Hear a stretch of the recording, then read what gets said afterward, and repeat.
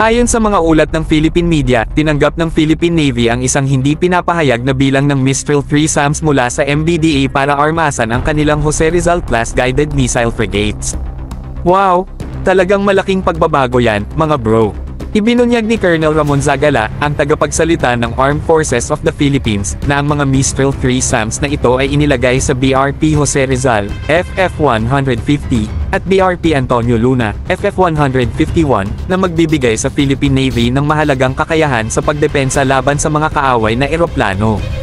Ang galing naman! Hindi lang ito cost-effective, kundi isa rin itong maaasahang dagdag sa kanilang layered defense system. Talagang napakatalinong hakbang para mapalakas ang kanilang kakayahan at masiguro ang kaligtasan ng kanilang mga barko. Saludo tayo sa Philippine Navy sa kanilang strategic thinking.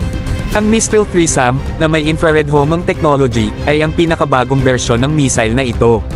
May impresibong saklaw ito na 7 kilometers, na nagbibigay ng pambihirang kapangyarihan sa Philippine Navy sa pagprotekta sa kanilang frigates laban sa mga airborne threats.